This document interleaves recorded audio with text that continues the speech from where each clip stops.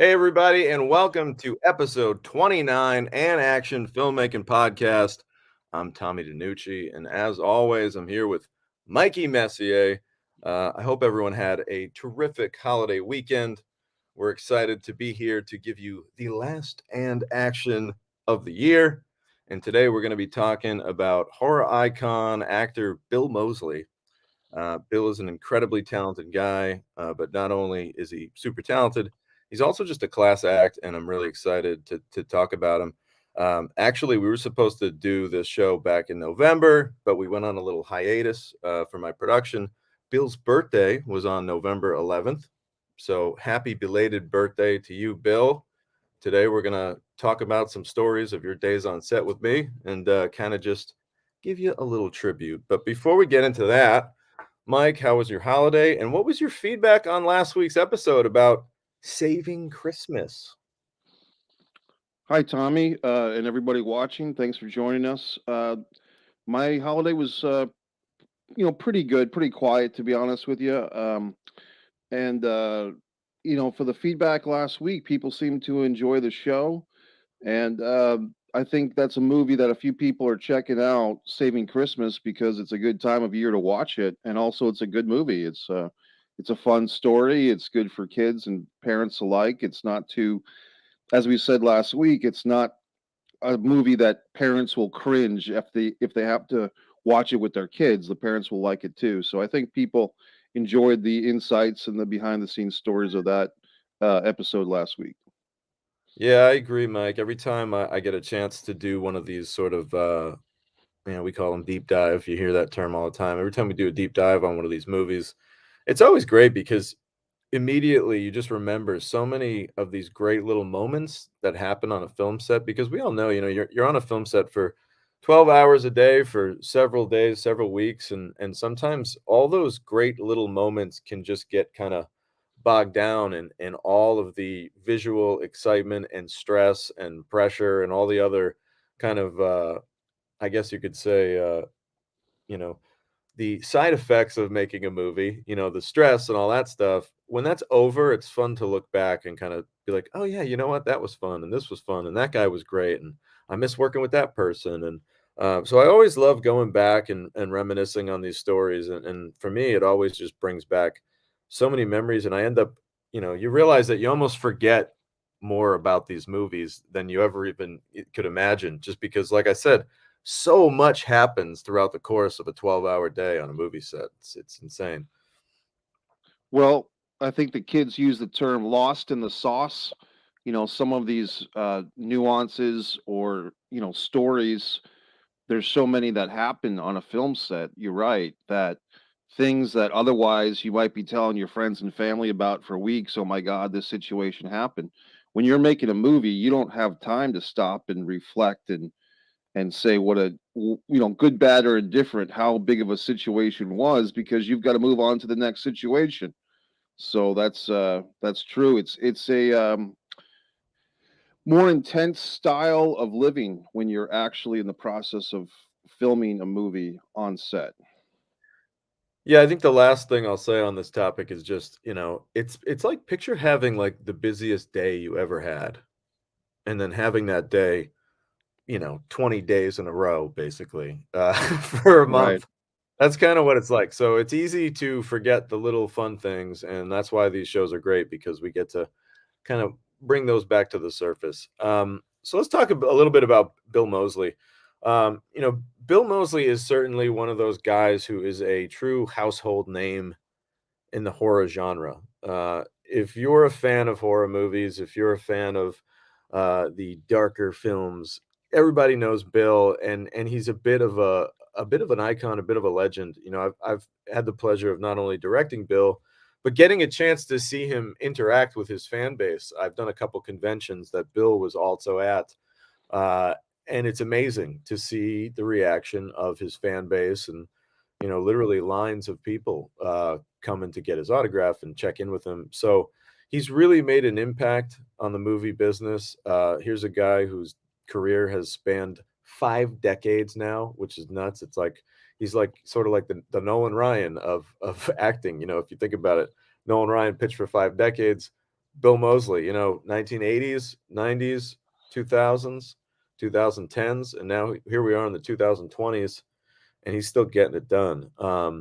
So let's go back in time to November 11th, 1951. Bill was born in Barrington Hills, Illinois, a Midwest guy.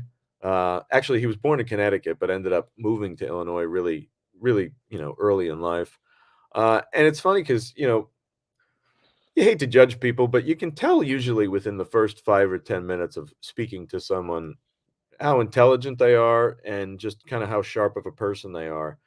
And that's not just to say that they have to be highly educated, but I mean just, the way they talk, the way they speak, the words they choose to use. So I could tell pretty quickly that Bill was a very smart guy when I first worked with him on the set of Almost Mercy. And it's funny as I kind of dove into some research on him. It's no shock. His mother Virginia was a journalist, clearly very intelligent woman. His father Bill, I mean, I'm sorry, his father SD. It's kind of cool, Mike. His father SD was a center football player for Yale, played center, and was an All-American, which, back in the 40s, college football was a big deal, probably bigger than the pro game in a lot of ways. And the Ivy Leagues were considered, the highest sort of level of competition in the land. So to play center for Yale, be an All-American back in the 40s, it's a big deal today. Back then, it would be an even bigger deal. So SD Moseley, his father, very athletic dude, and then he also, obviously went to Yale. And so you got two very intelligent, sharp parents who created Bill Moseley. Bill comes into the world, like we said, back in November 11th, 1951, and he had an interest in acting, and like a lot of young people, kind of decided to go out to Los Angeles and try his hand at the world of acting. Before that, he did a lot of kind of odd jobs. I believe he told me this. I wasn't able to find this online, but he told me in a conversation, much like his mother, he was actually into journalism as well. I think he was a bit of a reporter. I feel like he told me one time that he was a sports writer. He used to cover baseball. Um, so kind of just an intelligent guy, great writer, witty guy. So that was kind of Bill's origins before he made the big move to Los Angeles, as we'll check in quick. Anna Gick, what's up, Anna? Welcome back to the show. We're excited to be talking about my good friend Bill Moseley, very talented guy. Hey, Tom, I do have a Bill Moseley anecdote that I could share. You're going to know so much more about Bill on this episode than I will because you've just had a much stronger relationship. But I watched some interviews with Bill Moseley in preparation for today's show, and this is a great story I'll share. When the original Texas Chainsaw Massacre came out, not part two that Bill is in, but the original one came out, I believe, in 1975. Bill Moseley was a fan of the movie. He went to see the movie, and he said in this interview that I watched yesterday that the movie terrified him, the original Texas Chainsaw Massacre. He was put in a state of shock. This movie got underneath his skin. This was before VCRs were commonplace. This is, the mid 70s. So Bill, as a fan, a young man who had some resources, actually went out into the world pre-internet and looked for any type of movie house that was having like a second screening or a revival of the Texas Chainsaw Massacre. At the time, some movies would get re-releases for a couple of years, like at midnight showings, but it wasn't commonplace. So Bill literally had to hit the streets looking for places to go see the Texas Chainsaw Massacre. Once again, the first one, not the one that he's in, so that he could get this movie embedded into his system, right? And eventually, this manifested into Bill basically, from the way I understand the story, producing a short film once again before mini DV cameras were commonplace, right? Where he basically produced like a short, I would assume, 8 millimeter film. I believe it was called the Texas Manicure Massacre, and this was just a parody of a woman going into a ladies boutique, a beauty shop, and getting a manicure, and then Leatherface comes in and we take it from there. And apparently, Bill produced this thing and wrote it and came up with the idea. And he gave himself a short cameo in the piece, not even thinking that anything was going to come of this thing. And he gave himself a short cameo that was well received. And pre-internet, Tommy, everything, this short film made the circuit of the underground culture. And eventually, it got back to the people kind of in charge of making the Texas Chainsaw Massacre 2, which wasn't, released until 1986. So say something like 83 or 84 or 85, these people got a hold of Bill's short film, The Texas Manicure Massacre, and they loved Bill. They loved the idea, and they loved Bill in his little cameo. And he really wasn't even the star of this thing. He just had a little cameo. And apparently, that's what put the filmmakers of Texas Chainsaw Massacre 2, that's what put Bill on their map. And eventually, those contacts got strengthened, and Bill Moseley all of a sudden is in the Texas Chainsaw Massacre 2. And we talk a lot about, people making something of themselves out of nothing. This is a guy who he didn't just put himself on the map, he drew the map. I mean, it's pretty amazing Wow. that he was able to accomplish that without the help of the internet or without the help of having a cousin in the business or whatever. So my respect for Bill Moseley, just hearing that story, went through the roof yesterday because I was like, wow, what an inventive guy. And it just shows that if you are proactive in your career, as I think we're going to talk about in the next couple of weeks, Tommy, success will sometimes and hopefully be a side product of being proactive in your own career. Mike, I love that story, man. I could hear stories like that all day, and I think that they're so motivating and inspiring. And again, we probably wouldn't be talking about Bill today if it weren't for him getting off of his ass and deciding, you know what, I have an idea, I have a concept here. I'm going to put myself in the driver's seat and get it done. And look, it may have taken a little time. You said it took you years to get to the people, but he eventually made it happen, and that's what got him his big break. That's an amazing story. I got a chance to have a lunch with Bill, and he told me parts of that story at one point. And I think it's one of those classic old school, like there was a message on his answering machine kind of a thing, and like he couldn't even believe it, that they reached out to him. Just really great, like you said, Mike. In that era, you really had to go the extra mile to contact someone. You almost had to play detective a little bit to get a hold of people. So yeah, amazing that Bill did that pre-internet. Uh, and again, we're going to talk about this stuff in the coming weeks as the new year approaches. So I don't want to get into it too much, but actors that are watching this and filmmakers too, that goes to show you, man, you can't just sit on the couch waiting for shit to happen. You have to take initiative, and make your own ideas happen and invest in yourself. And that's what Bill did. It's kind of funny, just to back it up quick though, as Ariana checks in. What's up, Ariana? Good to see you. Welcome back on the show.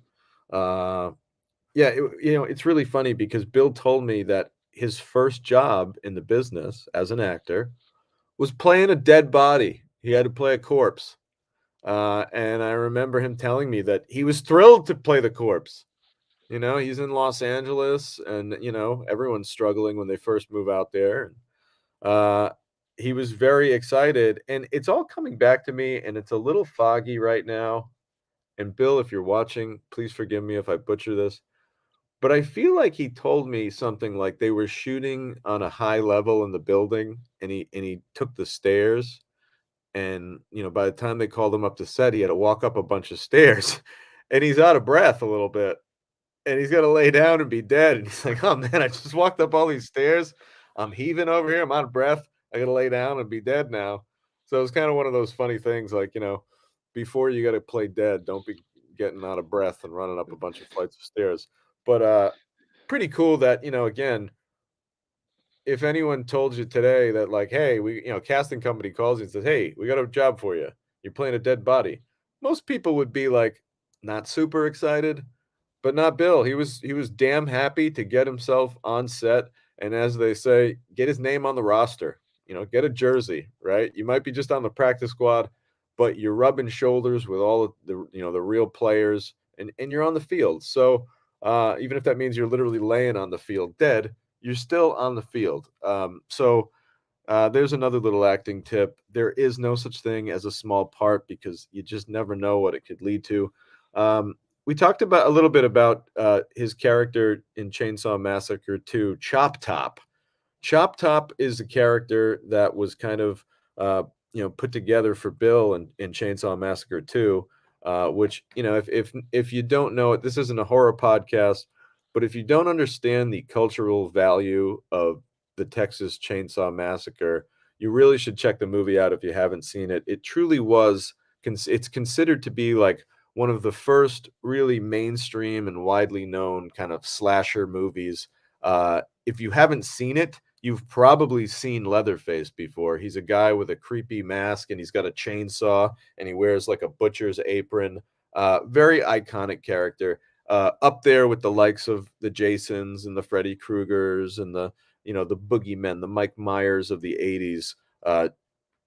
Leatherface, Texas Chainsaw Massacre, that's right up there with it. So you can imagine that, that I think Mike said that movie came out in 75, Texas Chainsaw Massacre. Here we are, throw forward to 1986, and they're making the Texas Chainsaw Massacre 2. You can imagine this was a very highly anticipated film in that horror genre because it was the second of this, massive franchise that really put these kind of movies on the map.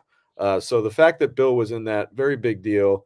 Kind of helped him punch his ticket in that world. And then, of course, after that, I thought this was pretty cool. He got a chance to work with Clint Eastwood in the movie Pink Cadillac in 1988. Then he has a great appearance in the Tom Savini remake of George A. Romero's classic 1978 film, Night of the Living Dead, which Bill is terrific into that. That's actually like the first Bill Moseley movie that I saw, and I was like, "Oh, Bill's the man." Um, and again, he's kind of just making his way through the world here of acting here, and kind of being part of all these iconic films, all these massive franchises. Texas Chainsaw Massacre, Night of the Living Dead, rubbing shoulders with guys like Tom Savini, who's a bit of a horror legend himself for his special effects, makeup creations, and his films. Um, and then we get into sort of his next big chapter in the movie business. It's kind of cool because Bill's one of those guys that uh, had multiple runs with the title, if you will, to use a little bit of a wrestling phrasing. But he had his success with playing Chop Top, and then cut to I want to say the early 2000s when the Rob Zombie run starts off. I'm a big fan of the Rob Zombie movies. I think the guy's incredibly talented, and I love just the raw, organic kind of just dark violence in his movies, and the way that his characters are so edgy but lovable, oddly likable, even though they're so sick in the head and twisted. I think Rob Zombie really nails that. Um, so, Mike, what are your thoughts on the Rob Zombie films? Well, I also as another wrestling thing, I believe Diamond Dallas Page was in one of those movies, at least one of them. The Devil's Um, Reject. yes, The Devil's Rejects. I feel that I'll start with the my favorite of Rob Zombie's films in that era, and I'm not sure if Bill was involved in this one or not, but I liked the Halloween remakes that Rob Zombie did. I think they came a little bit after House of a Thousand Corpses and The Devil's Rejects. Like Rob Zombie's next big thing as a director was to remake the Halloween movies, and I really thought he did a great job, maybe even better than the originals, to be honest with you. But for some reason, I remember, I think it was House of a Thousand Corpses. A friend of mine really wanted me to sit there because he loved the film. My friend Jason loved this thing, so we sat there and watched it. It felt maybe a little too intense for my taste, to be honest with you. Like I do love horror films. I kind of lean towards things like Nightmare on Elm Street, and in more recent times, The Conjuring. House of a Thousand Corpses to me was kind of in that Saw ball field, like leaning towards Saw, where it's so intense and so violent and visceral. I feel a little creepy watching it. Maybe that's just me, but you can't take away from the success of these films. And Rob Zombie was really becoming the prominent horror film director after establishing himself as a great musician with White Zombie. As a small thing, I actually hung out with Ivan DePrume, who was the drummer of White Zombie, uh, a lot, in the original incarnation of White Zombie. And Ivan would tell me stories about Rob and how much of an interesting guy he was. So Rob Zombie is definitely a guy who's made his mark in the horror film world, and he was smart to bring Bill Moseley into the Rob Zombie horror film universe.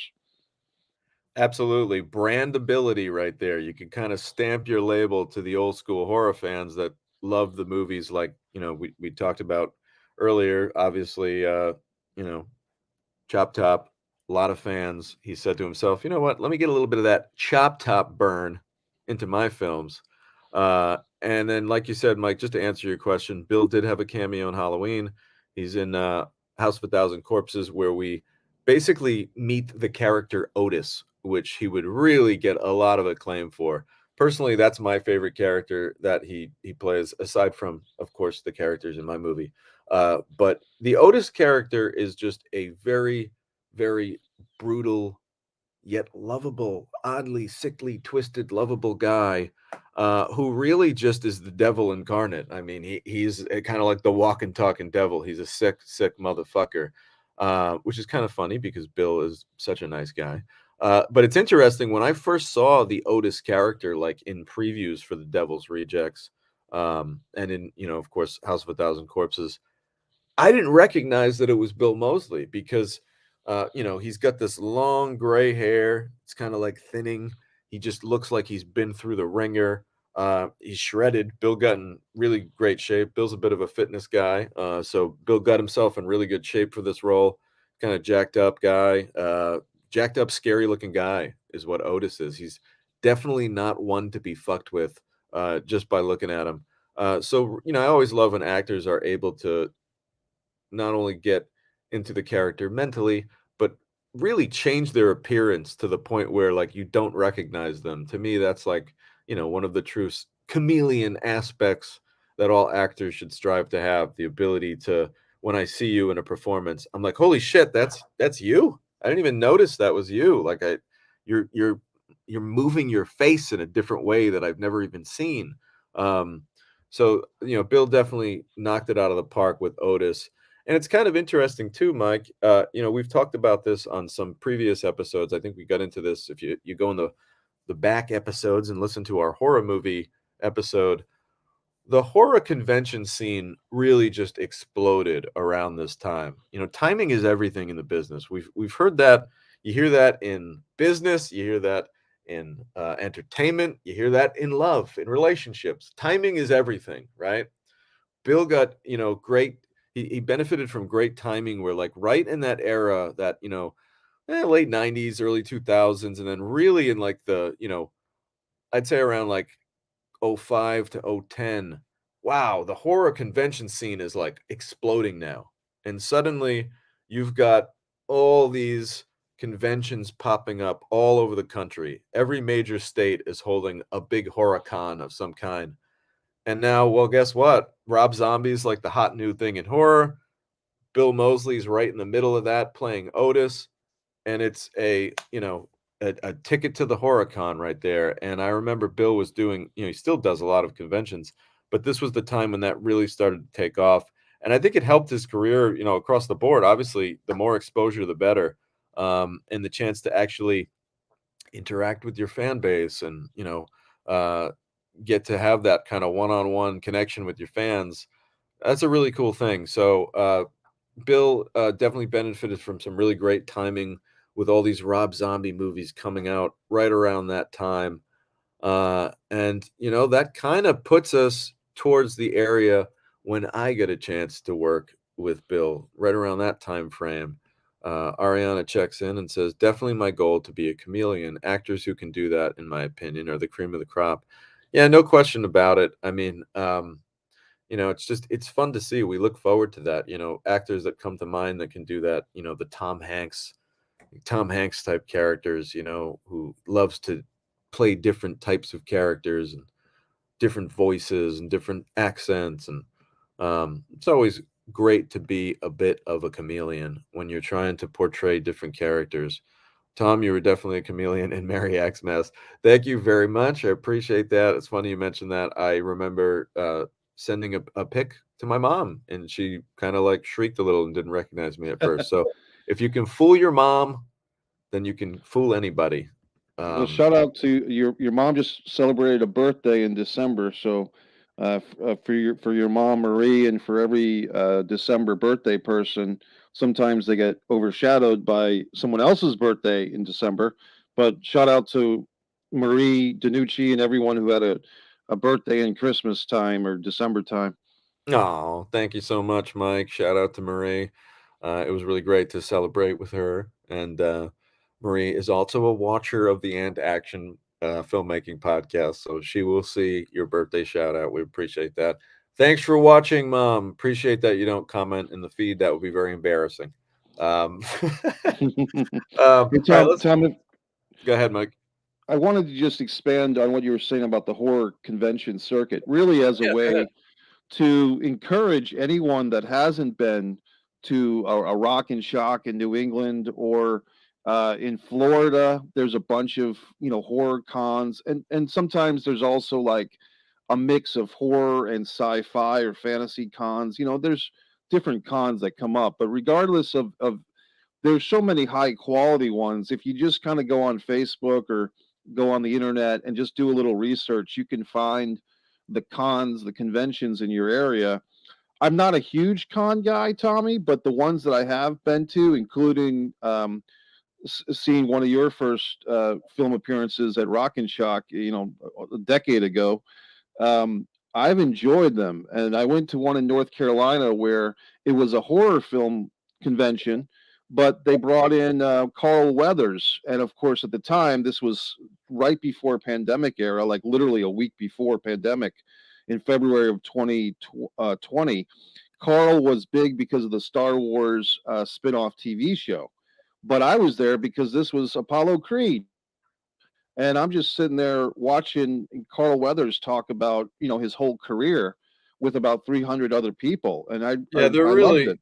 they're really great, and it's a chance to, like I said, when do you ever get a chance to really interact with these people, and be in the same room with them and be 20, 30 feet away or even closer, and just hear them talk about all their kind of film trials and tribulations. I couldn't agree more. If you haven't been to a con, now that we're out of that COVID world a little bit, and it's a little safer to be in those big group settings, get out to a con and go meet one of your favorite stars, get a picture, and support the cause a little bit. So, Almost Mercy happens in 2015. The movie was released. I want to say that we made it around like 2013, 2014, somewhere in that world. I was very excited to work with Bill. Again, in that era, we were making a lot of this goes back. Um, you know, Actually, what's funny? That movie came out in 2015, but I think we actually shot it in like the end of 2012. It was one of those movies that kind of sat on the shelf for a while, just due to some marketing and positioning and when they wanted to put it out. But long story short, that movie was shot about 10 years ago, and at that time, we've mentioned this on the show before, but we were doing a lot of, you know, one established horror icon surrounded by a cast of really young up and comers, and a dark script that could be shot in a relatively at a relatively inexpensive cost, usually only in a few locations. That was kind of the formula. Almost Mercy bucked the formula a little bit, and I don't want to get into Almost Mercy too much because we're going to do a whole episode on that. It's one of my favorite movies of all time. Hell, we might even do a part one and part two on that because I love that movie so much. And to be honest with you, there's just so much to get into. So I won't get into too much of it. But Almost Mercy was basically my attempt to kind of cheat the formula and make just a really good film and not just a horror movie and not just a one boogeyman in one location and 10 kids are sent wild and they all get gobbled up one by one. Like I didn't want to do that. I had done that already. I made 2 movies like that. But I had to kind of tell my producers and keep even some of the cast in some of this still like no, we're still making this old school traditional horror setup, but it really was more like this dark coming of age teen drama than a horror movie. But it was totally labeled as a horror movie to get the funding, to kind of package it, if you will, in a nice bow wrapped around it, and to get actors like Kane Hodder and, of course, Bill Moseley involved in the movie. Um, so Bill and Kane both came onto the movie as a bit of a package deal. They both have the same uh, rep, uh, Judy Fox, who's a really awesome woman. I haven't talked to Judy in a little bit, but I hope she's doing well because I've always had nothing but just really pleasant back and forths with her. Um, so Judy got Kane and Bill involved in this movie, and Bill shows up to set. And we've been through this before on previous episodes. When a star like Bill or whoever, whoever your quote name actor is shows up, you just never know what you're gonna get. Sometimes you can get a really difficult personality, and it can be very frustrating. And like we said, this wasn't a big movie. That's sometimes a little bit of the challenge. Certain actors will show up to a set, and they might think maybe they were under the impression the film is a little bit bigger than they thought. Maybe they thought that they were going to have a little bit, more of a studio movie style treatment where there was going to be just a little more support, better trailers, uh, more more experienced production staff, just things like that.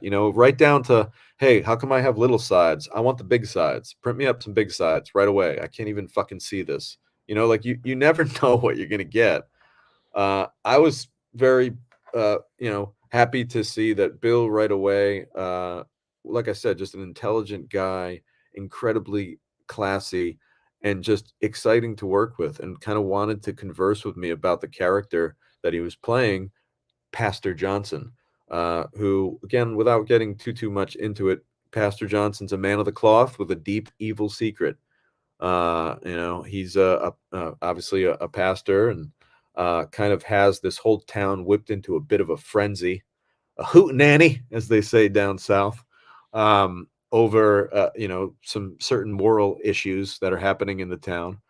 And it was great to kind of just have that back and forth with Bill right away and have him kind of ask me a few things about the character. Uh, and we kind of got into it. One of his first scenes, he was doing a big sermon in front of a packed church of maybe 100, 200 people. And he was really great. I mean, again, super talented actor. He had this massive monologue. Uh, I love when actors show up off book. Don't get me wrong, I understand that sometimes, all actors wanna when we say a line of dialogue, we want it to appear as though it was the first time we've ever said it, right? That's kind of the trick, make it seem like it's not rehearsed.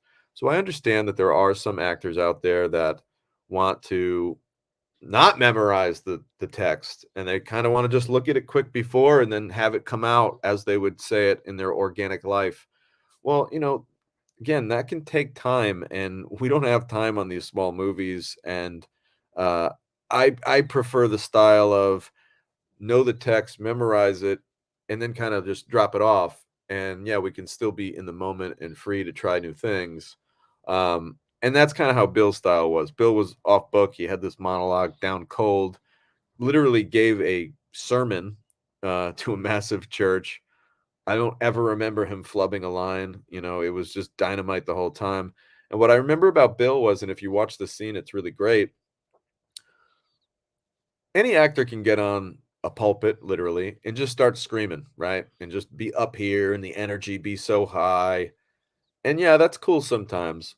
But what was great about Bill was his modulation of his voice, the usage of his voice, how he would be able to bring it down low, so you'd wanna come in closer to listen, and then he'd nail a note, or a line with something really strong and emphatic, and then he'd bring it back down, and when you have those kinda ebbs and flows in your voice, it's more interesting, right? It makes you kinda wanna listen more.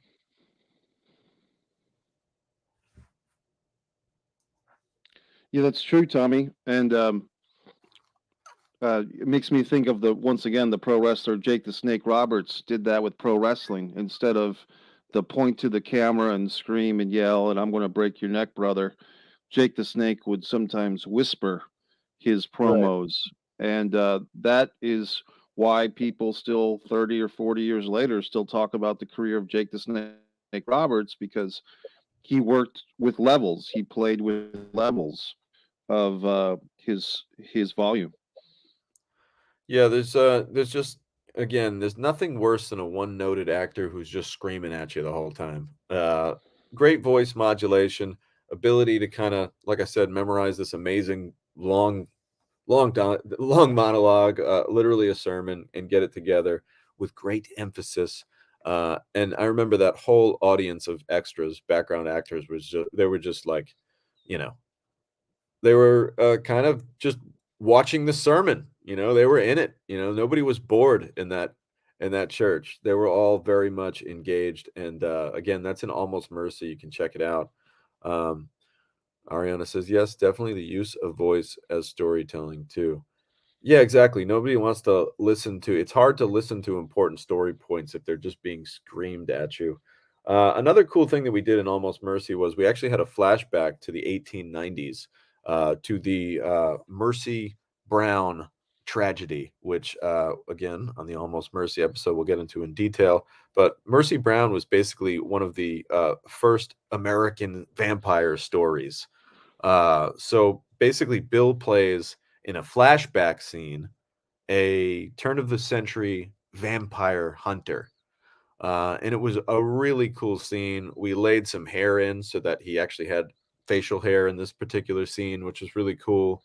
Um, and in the 1890s scene, there was this moment where basically we had built a torso of our lead actor, Danielle Golden, and it was a kind of setup where her head would kind of be positioned forward into a fake torso, and Bill would actually take a knife and cut along a seam, which was scored ahead of time, and he'd cut that knife, and he'd be able to stick his hand into the chest cavity that we built and actually pull out a heart and then sever the aorta with the knife. And now keep in mind this was all very safe. Our actor was safely behind this partition. Excuse me. And you know, Bill was able to operate surgery. Now, these kind of things again, they don't teach you this in acting class. It's not like an acting thing. It comes from experience and listening and just a little bit of dexterity. But I basically told Bill, I was like, hey, we only have two of these torsos. So, if we could nail it on the first one, that would be amazing. And I wanted to do it all in a oneer, which if you don't know what a oneer is, that's when you start from the start to the finish of your shot, there are no cuts. We're not cutting at all. So you can hear my cat Larry is acting out of control right now. He's getting very rambunctious down here. In a oneer, the idea was we'd start in a wide shot, we'd push in, we'd tighten up, and by the time we got to Bill stabbing into this chest cavity and pulling this heart out, we'd be into a close up. He'd cut the aorta, and then we'd pull back to reveal the whole scene in a wide, and we'd never cut. Funny thing is, in the edit, I ended up actually cutting, and I ended up cutting around it because the pacing was too chunky, and I was like, "Yeah, let's get right into it." But at the time, I remember being so excited that we nailed this all in a oneer that, like, I cheered like we just scored a touchdown. I was like, "Yes, yes!" And I was like acting maybe a little out of control at the monitor. Maybe like I got a little too excited. And I remember Right. Bill just kind of looking at me and like laughing a little bit, like, and again, like he wasn't making fun of me or anything. He was just like kind of laughing at how excited I got by it. But I think I remember him saying like, "No, that's good. You're excited. I'm glad you're excited." you know.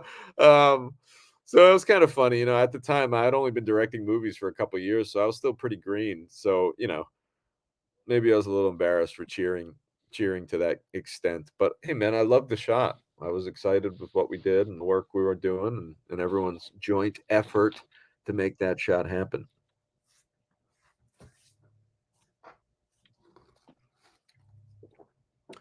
The next scene that Bill really impressed me with was Uh, there's a scene towards the end of the movie where Bill is revealing his true evil nature in the film, and he's on the phone, and he's talking basically about some his character's talking about some kind of a human trafficking situation that he's behind. And at this point, Bill basically his character has stolen all the money from the church, and he's about to skip town and really take off for good and disappear somewhere in who knows South America. So Bill has to give this conversation where he's basically talking to his contact on the other line. That's going to get him a bunch of money and get him out of Dodge, basically. So he asked me, he said, "Hey, can I make a sandwich during this scene?" And I remember just thinking it was so fucking cool that like his character would be so casual while having this conversation about trafficking human beings that he's just on the phone making a sandwich, just whipping up a sandwich real quick. And I Right. remember thinking, "Oh man, that is so fucking cool that it is just so casual and routine for this guy to be having this kind of a conversation that he could literally just whip up like a ham and cheese sandwich as he goes." And I remember, like, it's a movie. You got to have this stuff prepped. We didn't have anything prepped at the time. I didn't have low budget film here, and we didn't have the tools to make a sandwich. We don't have the tools to make a sandwich here. But I remember we were shooting the scene at this, like, basically, like, sort of like a VFW post kind of a thing. It was basically like a hall inside of a church. It was an Itlo American club. Shout out to my fellow Italians. It was an Itlo American club, the St. Mary's Feast Society, which is kind of ironic because we were shooting some really dark stuff in there. Um, but they had a fridge, and all these guys would have these, card games and things like that. So I remember asking Billy, my friend who got us in the building, I was like, I opened the fridge and I saw all, luncheon meat and bread and cheese. I was like, hey, can we use some of this so that Bill can make a sandwich? He's like, yeah, make as many sandwiches as you want. Classic Italian guys. So I'm like, this is great. And I remember Bill just also like, I think he did it twice. I think we did two takes of this. And I remember paying attention. And I can't help doing this. I'm an actor as well. When I'm directing a film, I couldn't help but being like, wow, it was really cool how specific he cut that sandwich. Like how specific he put it together and cut it. It was almost done identically in both two or three versions of his sandwich making, which, as we know, again, just another sign of an experienced, talented actor who knows that, hey, you got to edit this later, right? I can't be making the fucking sandwich three different ways. It isn't going to cut together right if you want to use a piece of this take. Let's say I wanted to use a portion of the first take and then a portion of the second take. Well, if he's making the tomato, putting the tomato down, then the cheese in one, and then the cheese, then the tomato in the other, that shit ain't going to cut right. Little things. So it's really cool to work with Bill and see just all of those other little skill sets as an actor that actors never think of. Again, they don't teach you that in acting class, like the specificity of all of your business and how important that is. And how, again, it's like you want to stay natural and in the moment and have it be organic, but at the same time, there is a technician that's methodically working on the other side of the brain to make sure that all of your business and actions are laid out properly so that it's going to cut from take to take. The final bit that really impressed me with Bill, and this is another kind of credit to, oh, go ahead, Mike. I see you at your In tranquil lake there. You're by a tranquil dock today. yes, in your notes, Tommy, you made notes before the show saying that Bill is really like takes this very much like a business as a kind of a blue collar. I think that was your term, a blue collar approach to acting, meaning he puts in the work and just kind of a common sense approach as opposed to, someone else might be kind of flighty or kind of, has to be inspired by the sun in the orbit or the rainbows that hit them that morning. But the way that you kind of describe Bill working with him and being a friend of his, I would go so far as to say that he kind of has more of a common man, blue collar work ethic. Hey, let me think about this logically. What would this character do? What makes sense for production? What makes sense for this role? And that's kind of refreshing because we probably both know actors that are a little more flighty is the best word I can come up with it. Yeah, and you also like to see the level of care, you know, because if an actor didn't care, they wouldn't even give a shit about how they made the sandwich or whatever. It's like, what? What do you want me to do?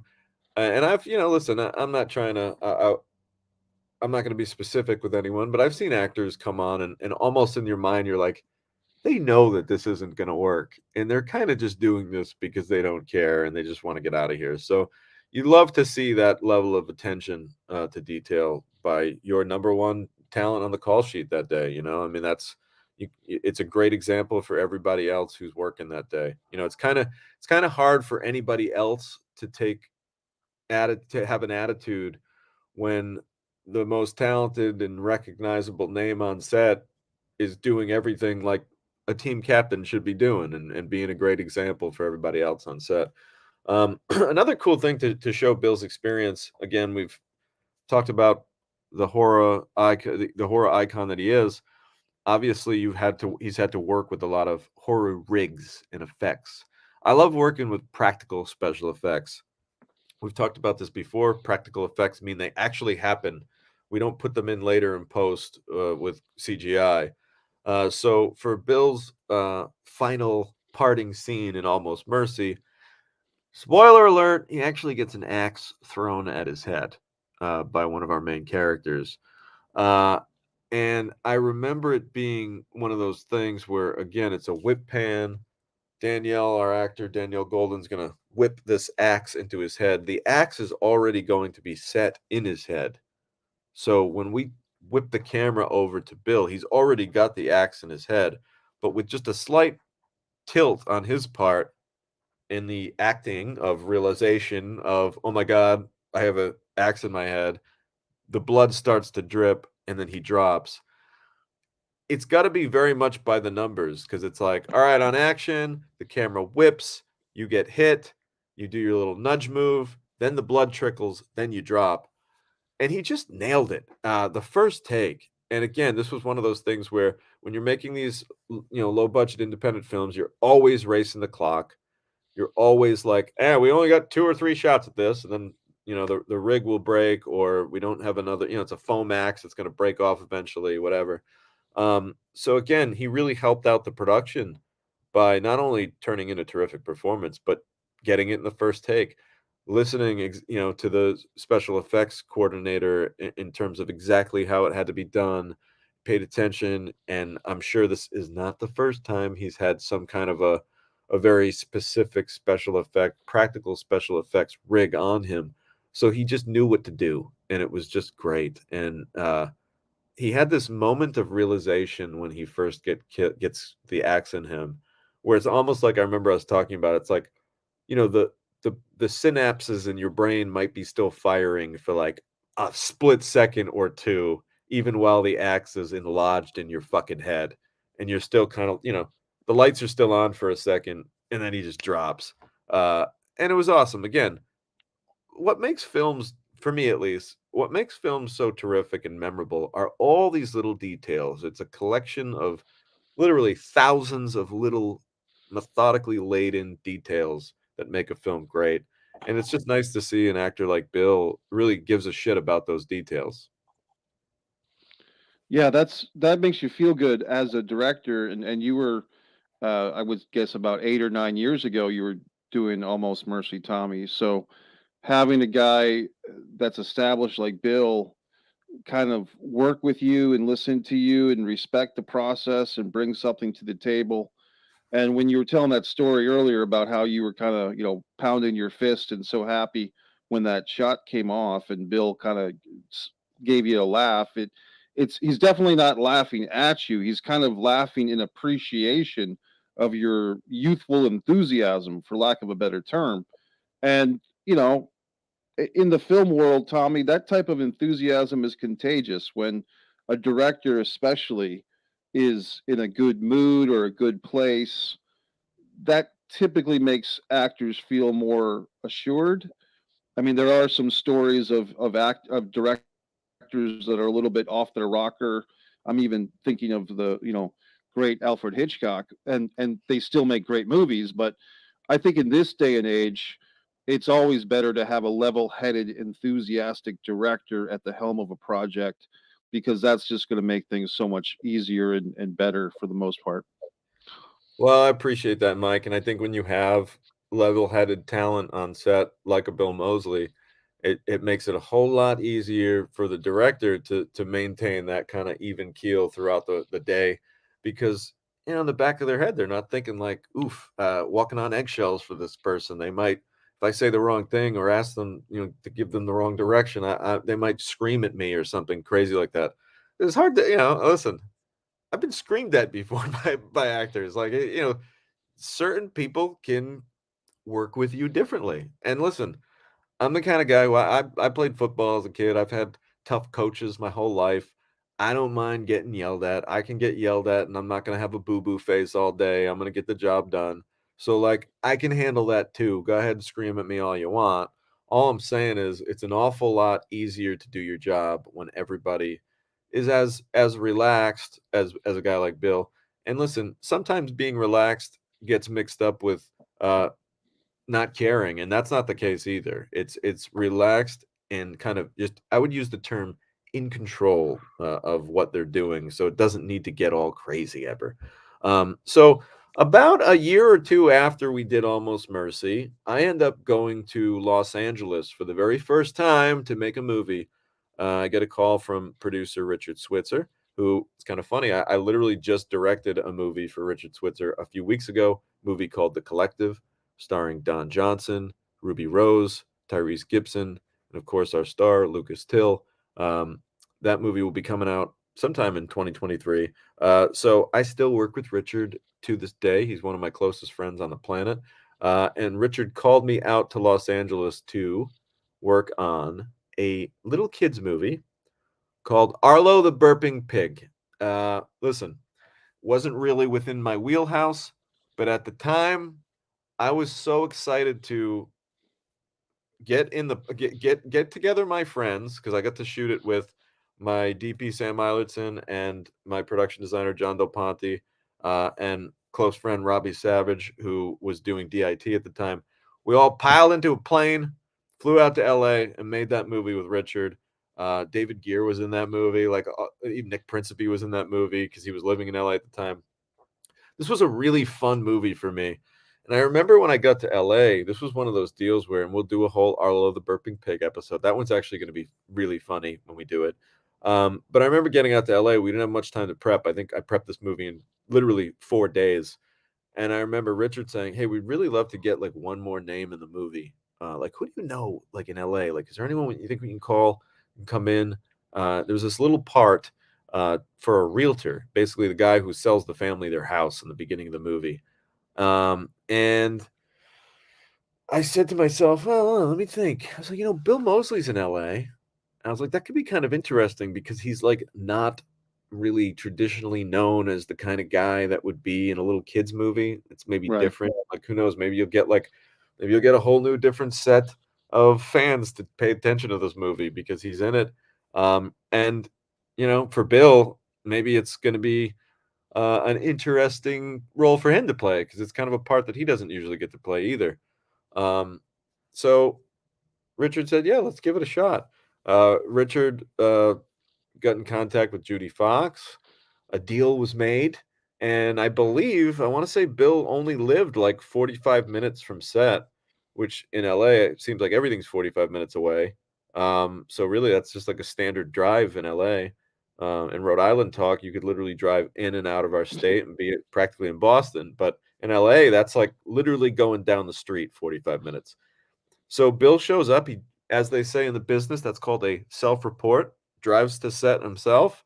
And I remember talking to him and being like, "So Bill, this is gonna be fun. This is a little different. You're playing Ernie Dorco. That was the character's name." And Bill, in classic Bill fashion, wants to make it memorable, wants to make it specific. And he was like, "Well, hey, like, I got this idea." I'm like, "I'm all ears." And he's like, "What if Ernie has donuts and he shows up with a dozen donuts, and every time he closes a deal, he shows up with a box of donuts, sort of like as a little bit of a celebration. You get the house, and here's the donuts." And Right. I just said to myself, "Man, that is."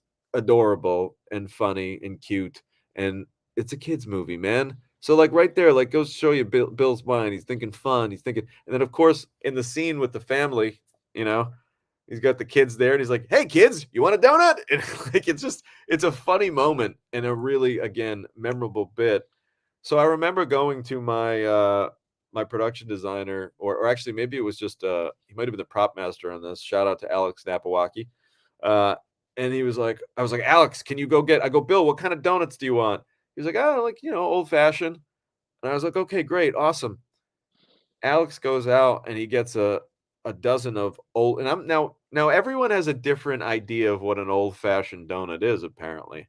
Right. Because to me, an old-fashioned donut is just your regular donut with no icing.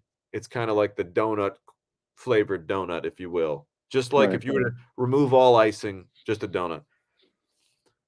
Alex came back with these, like they were almost like they looked like bear claws to me. They were like almost like a cake. He's like, "No, this is an old-fashioned donut. I went to a specific bakery and I asked. I said, 'Give me an old-fashioned.' They said, 'This is what the old-fashioned donut would be.'" And I'm like, "No, we need to, just a round. I need it. It's gotta have a hole in the middle. If there's no Right. hole in the middle, it's not a donut." So we had to go get the right donuts again. I'm glad we did because Bill had this great scene where, again, he's playing this like aloof, funny, quirky realtor. He has this bit where, "You guys want a donut?" And they all kinda turn him down. He's like, "Okay." And then he, like, puts the donuts on the roof of the car, goes to get his keys out, gets in the car, and drives off with donuts still on the roof. And then the donuts kinda just, like, spin off and roll around on the ground. And it's a funny little beat. Again, something that makes kids laugh. And that was Bill's idea too, just like again, he knew that he was just gonna be there for I think he worked a half a day, just a Right. quick little appearance. Let me make this memorable. "Hey, can I have some donuts?" Goes to show you actors, uh, don't be afraid to come up with an idea and suggest it, you know? I mean, that was a great idea and made his character memorable, and what did it cost us? 9.99 for a dozen of donuts? Well, we actually had to buy 2 dozen donuts because we fucked up the first batch, but still, we're talking no money, and it was memorable and a great idea. And then later too, later that day, there's a scene in the movie where there's, like, a commercial, like a TV commercial or an ad comes on, or maybe it's on an answering machine. I forget. Honestly, I haven't seen Arlo the Burping Pig in a long time. Gonna dust it off when we do a deep dive on it. But, Bill recorded, like, a jingle, sorta like a promotional bit for Ernie Dorco's Realty, which plays later in the movie, I believe, on the answering machine, or maybe it's in a TV commercial. But it was just cool to see him produce that, and he made, like, a fun poem, and it was just, like, really funny. Again, Bill's also got a music career. We're gonna talk about Bill's, music a little bit, but again, just a super creative guy who had a lot of fun in the details, man. It's all about those little specific details that make this land of make believe that we all work in seem a little bit more real, for lack of a better word. Yeah, he sounds like he's a great contributor in like kind of filling in the missing pieces, or another analogy is like kind of he takes a black and white image and like does watercolor on top of it. Like he brings some flourish, he brings some adjectives to the presentation, so to speak. Yeah, that's a great way to put it, Mike. He really does like whatever scene he's in, he's going to contribute something that will make it better, whether it's something he does physically or whether it's a suggestion he makes in terms of a certain prop that he should have or a certain business he should be doing. We hear the term business a lot, and non-actors won't know what that means, but actors know that business is basically anything that you're doing in the scene, whether it's writing a letter or folding a piece of paper up or throwing something in the trash. It's all business, and Bill's just really good at handling the business. And when you watch a movie, next time you watch a film, pay attention to that. See what the actors are doing when they're not talking, and just how they fill the frame and take up that time, so that again it's interesting and it's not distracting. That's the key about business. That's what makes it so difficult of an art form. You don't want the business to be a distraction. You want it to be an organic part of everyday life that comes across as, again, you hate to use these words when you're talking acting, but natural, real, organic, all those kind of words come to mind. Um, Kim, what's up, Kim? Kim checks in with us. I was blabbing and I didn't get to say hi, but hello, Kim. So nice to see you again here on the End Action podcast. It's always great. I just want to take a quick second to thank you all for watching along live with us. It really does make the show more fun for us when Mike and I can have a little a little something to bat around when y'all give us some interaction. So thank you for that. So overall, Arlo the Burping Pig was an amazing experience, very memorable. And if anyone has a kid in that, I would say ages maybe 2 to 7, maybe even an 8-year-old might find this interesting. But in that, youngster kind of frame, both, both boys and girls alike, I think would really enjoy this movie, and they'd enjoy Bill's performance in it as well. Um, my last encounter with Bill, aside from some really great times at the conventions, remember we talked all about that. I remember when we put Almost Mercy out, I actually asked Bill, I was like, "Hey, Bill, can I put a stack of these Almost Mercy DVDs on your table? And, is it cool if you kind of send people to my table if they ask about it?" And he was like, "Oh, of course." And I remember that day, here I am. I'm a young, starving artist trying to just make a buck at this convention. And I remember that day, and I was selling, signed DVDs of Almost Mercy for 20 bucks a pop, literally just trying to make my money back on the convention and, make a couple bucks, pay my assistants, and maybe get a burger later that night, but ultimately spread the word on the movie. And I remember we actually ended up making some money that day because Bill sent so many people over. A lot of people, came over to our table, our booth, and we're like, "Oh, hey, yeah, we were just at Bill's table, and he told us about Almost Mercy." And so again, they always say like another part of being an actor is promoting the film. Right. So shout out to Bill for promoting the film, and we appreciate that. But my last encounter was I got a call from Bill randomly a few summers ago, and he was just in Newport, Rhode Island, where I'm from, and I'm from Cranston, which is about 40 minutes away from Newport, half an hour away. And I get a call, and he's just like, "Hey, Tommy, I'm in Newport vacationing." He and his wife, and I believe his daughter, or maybe even daughters, got a little summer spot there, and they were all vacationing for a week or so in Newport, Rhode Island. And Bill reached out, and this wasn't a meeting. This wasn't a pitch for anything. We weren't meeting to talk about a project or anything. Just a couple of guys having lunch together. I remember I took the drive down to Newport. I picked them up. We went to the Coast Guard House. Shout out to the Coast Guard House. It's a really great restaurant here in Narragansett, Rhode Island. If you're ever in that area, great place to go. And actually, it's all kind of coming back to me. Maybe he wasn't in Newport. Maybe he was in Narragansett. It doesn't really matter. He was somewhere down near the beaches in Rhode Island, and he gave me a call. It meant a lot to me. We had lunch, had a great conversation, and we kind of just talked about, I remember Bill telling me that he has goals and dreams of directing a film someday himself, and getting in that director's chair. So I think Bill would make a terrific director because part of directing, again, it's paying attention to detail. And Larry agrees. My cat Larry is getting very vocal down here. But it's one of those things where it's all about details, and we've kind of demonstrated in a lot of these stories that Bill is very detail oriented. So I think he'd make a great director, and I would love to see a Bill Moseley movie someday. But really cool to work with him. Ariana says I'll have to watch it with my nephews. Yeah, check out Arlo the Burping Pig. It's funny. It's got a pig. He burps. I mean, what else? What else could you really ask for? Um, but yeah, Bill is again, really cool guy, just a good old fashioned family man. I believe he has a daughter that's in the business now as well. I believe he has two daughters, but one of them is in the business. Um, his wife Lucinda is also an actor, really cool woman. I got a chance to meet her when I picked Bill up for a little lunch hangout.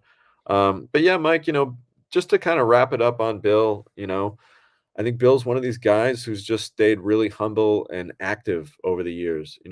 being a professional actor is probably one of the most challenging jobs that you could possibly have in the world. I mean, to sustain a lifestyle and a successful living at being an actor throughout a span of 5 decades. It's just remarkable. I mean, it's an incredible thing to kind of, we hear this word all the time, but to stay relevant all that time, to even have a moment where you can kind of reinvent yourself and come out with something new that gets people excited later in your career rather than early in your career, to have another chapter, a second stanza.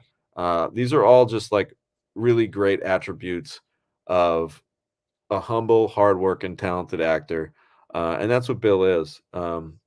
The other cool thing about Bill, I mean, we talked about it, he's got zero ego, zero attitude. He's just great to work with. But to me, the measure of a person is often, not that you give a shit what people say about you because you shouldn't. And if you live your life giving a shit about what other people say, it's going to be pretty lonely.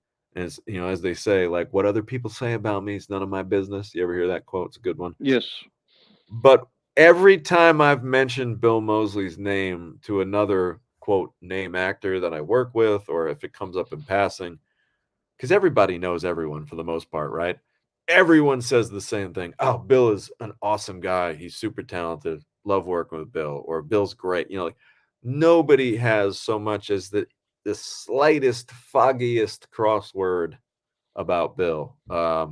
So again, we don't want to put too much value in what everybody says about me, kind of a thing. But it's usually a pretty good sniff test if everybody you talk to says nothing but great things about you.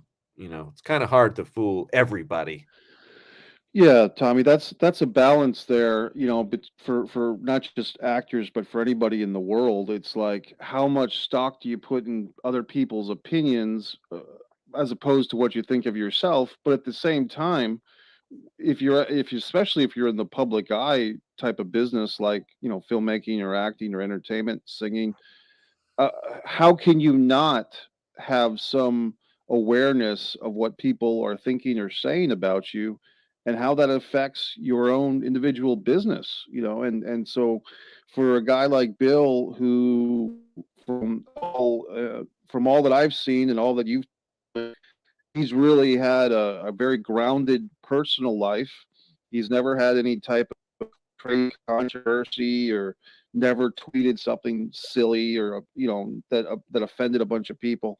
And I think it goes back to his origin story of being a guy who loved, in a strange way, the Texas Chainsaw Massacre, the original film, and he loved it so much he would, before the internet, he would seek out these theaters that were playing this movie, and then he made his own little parody movie. And the way Zen works, or call it, the filmmakers of Texas Chainsaw Massacre 2 basically reach out to this guy who was more or less a fan of the first movie, and put him in. And we talked about that story at the beginning of the show. I guess I repeated it just because there's some people that joined us towards the end here. So if you go back to the beginning of the show, we do tell that story of Bill Moseley and the original Texas Chainsaw Massacre as a fan. But to me, Tommy, he's never lost his way. He's never lost his integrity. He's always been Bill Moseley, Bill, and he continues to make great work and make people happy. Yes, he does. And we talked a little bit about his music career. You can check out the band. It's called the Cornbugs, and Bill performs in the Cornbugs as Chop Top. That's sort of his alter ego. He's the lead singer of the Cornbugs. So check that out. It's a three-man, sort of like an avant-garde rock metal group. Really great stuff. And if you're on Twitter, you owe it to yourself to give Bill a follow. Let me just make sure that I have the correct handle here. I believe it's his Twitter handle is at Chop Top Mosley. So that's ChopTopMosley. Follow him on Twitter because he is just a really fun follow. Again, like Mike said, it's always positive, it's always upbeat. Um, Really great wordplay. He's a bit of a wordsmith. And a big baseball fan. You know, he'll tend to interact with some of my baseball tweets from here and there. So, uh, again, great follow, great guy, great actor. We really appreciate everybody for hanging in with us and watching the show today, learning a little bit more about Bill. Next week, we are going to get into it's a new year and it's a time for you to discover a new you. How can actors, directors, filmmakers, what are some things that they can do to kind of better themselves for the new year? It's going to almost be like our New Year's resolution kind of episode. I'm going to talk about a few goals that I have for the upcoming year, talk about some things that I'd like to do. Mike's going to talk about some of his New Year's resolutions. We're going to kind of make it just like a positive, like, hey, everyone's getting back in the gym, so to speak, and it's a famous thing. Everybody, New Year's comes, everybody gets back in the gym. Well, we're kind of going to get back into the acting gym. We're going to kind of get back into the writing and directing gym and think about how can we better ourselves for this upcoming year number 23. So that's the plan for next week. If you haven't already, I really appreciate all the subscriptions. Hit that subscribe button for us. Give us a review. Tell your friends about the show. Uh, Anna, got a couple last comments here. Yes, it's true, Ariana. Larry is very mad and wants attention, although he's been fed, so I don't know what his deal is. Anna says, in the entertainment industry in general, you should treat people how you want to be treated. It's so true. It's so true. And unfortunately, it's one of those simple things that we learn in preschool that as an adult we don't always follow, and we really should. Ariana says it best here: kindness always wins out. I hope you all have a very kind week. It's our last week of 2022. Let's make it a good one. This is a weird time of year, isn't it? Those few days after Christmas and before New Year's, where you're just like, what day is it? What am I doing? Where am Right. I? Who am I? Yeah. So, hey, but you know what? Make those last few days count because you ain't getting them back. So, Well, everybody enjoy the last few days of the year. Mike, as always, great chatting with you. And we all hope to see you next week when we talk about episode 30, our big special New Year's edition. All right, guys, we'll see you soon. Thanks for watching.